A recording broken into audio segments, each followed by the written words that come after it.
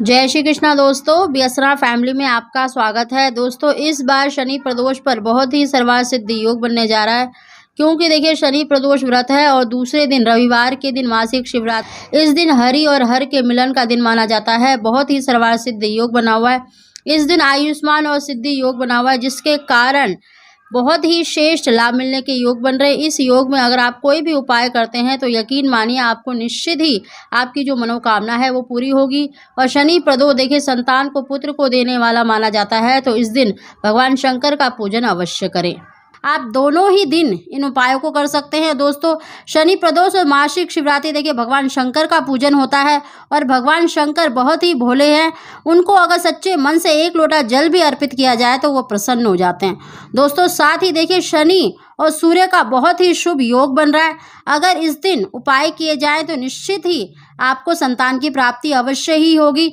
दोस्तों, उसकी जानकारी देने से पहले जो पहली बार मेरी वीडियो को सुन रहे हैं, प्लीज़ मेरे चैनल को सब्सक्राइब करें, बगल में बेल आइकन को दबा दें, जिससे मेरी आने वाली सभी वीडियो का नोटिफिकेशन सबसे पहले आप तक पहुंच सके।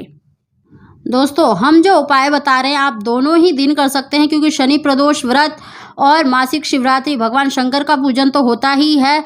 और शनि प्रदोष के दिन देखिए आपको शनिदेव का भी पूजन अवश्य ही करना चाहिए, क्योंकि शनिदेव का पूजन करते हैं तो सूर्य देवता प्रसन्न होते हैं और शनि और सूर्य का बहुत ही शुभ योग बन रहा है। अगर आप शनि प्रदोष के दिन अगर उनका पूजन करते हैं, उपाय करते हैं, तो आपकी कुंडली में जितने भी ग्रह दोष होते हैं वो भी दूर होते हैं। और साथ ही अगर आपकी देखिए कोख बंधी है, किसी कारण वजह से आपको संतान की प्राप्ति नहीं हो रही, तो आप शनि प्रदोष के दिन उपाय और पूजन अवश्य ही किया करें। सबसे पहले दोस्तों देखिए शनि प्रदोष के दिन आपको ब्रह्म मुहूर्त में जगना है और सुबह स्नान करने के बाद आपको सूर्य देवता को जल अवश्य ही अर्पित करना है। कहते हैं कि अगर सूर्य देवता को जल अर्पित किया जाए तो संतान प्राप्ति में जितनी भी रुकावट आती हैं वो दूर होती हैं। और शनि प्रदोष व्रत है और शनि और सूर्य का बहुत ही शुभ योग बना हुआ है। दोस्तों, शनिदेव सूर्य भगवान के ही पुत्र हैं। अगर आप उनसे प्रार्थना करते हैं तो निश्चित ही आपको संतान की प्राप्ति होती है, क्योंकि दोस्तों जो शनिदेव हैं देखिए ग्रह मंडल में और हमारे जीवन में बहुत ही महत्वपूर्ण स्थान रखते हैं। जिस पर भी शनिदेव की कृपा हो जाती है तो उसे जीवन में सब कुछ प्राप्त कर लेता है, लेकिन वहीं पर अगर शनिदेव की दृष्टि टेढ़ी हो जाती है तो वो बर्बाद भी हो जाता है। तो दोस्तों, इसीलिए आपको शनि प्रदोष के दिन शनिदेव का पूजन भी अवश्य ही करना चाहिए। दोस्तों, सुबह स्नान करने के बाद आप सूर्य देवता को जल अवश्य ही अर्पित करें और सूर्य देवता को जल देने वाले लोटे में आप थोड़ी सी रोली, शक्कर या गुड़ डालकर उनको जल अवश्य ही अर्पित करें और ओम भास्कराय पुत्रम देहि महातेजस्य धीमहि तन्नो सूर्य प्रचोदयात् इस मंत्र का उच्चारण कर सकते हैं। इस मंत्र का उच्चारण करने से देखिए आपको उत्तम संतान और पुत्र की प्राप्ति होती है।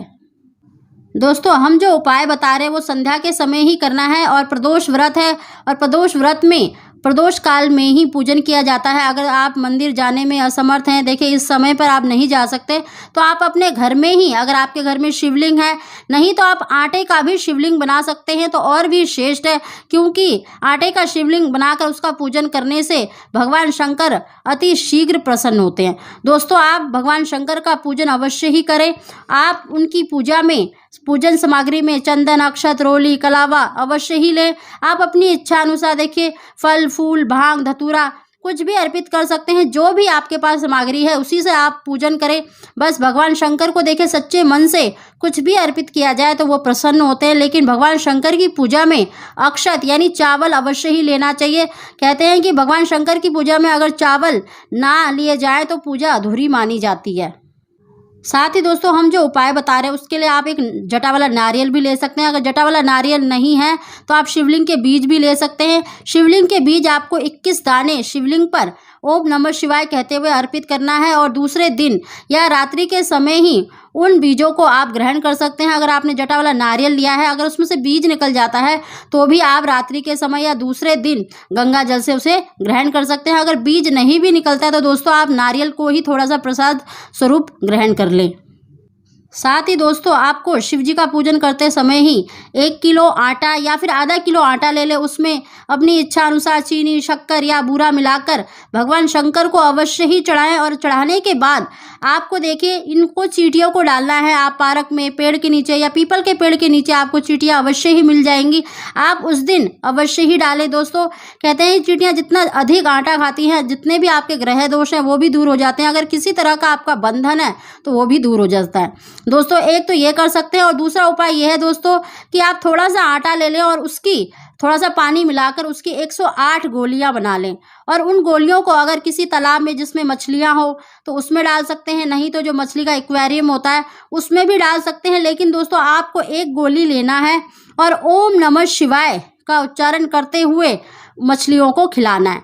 आप अगर आपके घर के आसपास तालाब है तो वहाँ डाल सकते हैं, अगर मछलियों का एक्वेरियम है तो वहाँ डाल सकते हैं। दोस्तों ये दोनों ही उपाय आप अपनी इच्छा अनुसार कोई भी उपाय कर सकते हैं, या चींटियों को आटा डाल सकते हैं या फिर मछलियों को गोलियां खिला सकते हैं। दोस्तों आपको ओम नमः शिवाय कहते हुए 108 गोलियां मछलियों को डाल देनी है। दोस्तों जितनी भी वो मछलियां आपकी वो गोलियां खा लेती हैं तो आपका अगर कोख बंधन है तो वो भी खुल जाएगा, और जितने भी ग्रह दोष होते हैं वो भी दूर हो जाते हैं। दोस्तों इस उपाय को आप दोनों ही दिन कर सकते हैं, शनि प्रदोष व्रत के दिन भी और शिवरात्रि के दिन भी कर सकते हैं। और दोस्तों शनिवार का दिन है तो आप पीपल के पेड़ के नीचे एक अपने पितरों के नाम का और एक शनिदेव के नाम का दीपक अवश्य ही जलाएं। आप दोनों ही दीपक सरसों के तेल के अवश्य ही जलाएं, और पीपल की परिक्रमा लगा सके तो ओम नमो भगवते कहते हुए 7 परिक्रमा अवश्य ही लगाएं, और शनिदेव के नाम का दीपक अवश्य ही जलाएं, और शनिदेव ओम श्रम शनेश्चराय नमः कहते हुए आप दीपक अवश्य ही प्रज्वलित करें। दोस्तों ऐसा करने से जितने भी आपके ग्रह दोष हैं या आपके ऊपर किसी तरह का दोष है, कोख बंधी हुई है, तो निश्चित ही वो दूर होती है। दोस्तों अगर हो सके तो आप एक गुड़ की डली अवश्य ही ले जाएं और पीपल के जड़ में उसको अवश्य ही चढ़ा दें, और वहां पर सच्चे मन से अपनी कोख बंधन खोलने के लिए, संतान प्राप्ति के लिए अवश्य ही प्रार्थना करें। दोस्तों दूसरे दिन देखिए मासिक शिवरात्रि है, उस दिन भी आप इन उपायों को कर सकते हैं।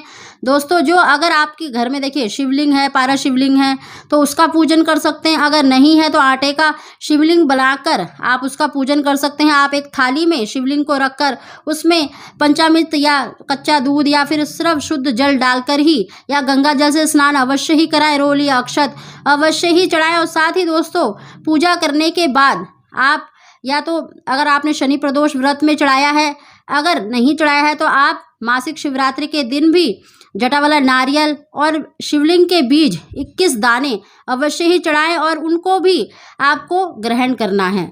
दोस्तों ये उपाय करने से आपको निश्चित ही संतान की प्राप्ति होगी। साथ ही दोस्तों अगर देखिए आपने आटे का शिवलिंग बनाया है या फिर आपके पास शिवलिंग है तो थोड़ा सा जो शिवलिंग का जल होता है वो आपको अवश्य ही ग्रहण करना चाहिए। कहते हैं पति पत्नी दोनों मिलकर अगर आटे के शिवलिंग पे जो जल अर्पित करके उसको ग्रहण करते हैं तो उनको संतान की प्राप्ति अवश्य ही होती है। दोस्तों इस उपाय को करने से देखिए निसंतान को भी संतान की प्राप्ति अवश्य ही होती है। दोस्तों ये जो उपाय हमने बताए हैं ये दोनों ही दिन करें तो आपको देखना निश्चित ही लाभ मिलेगा। दोस्तों अगर आपको हमारी वीडियो, हमारी जानकारी पसंद आई हो तो इसको लाइक अवश्य करें।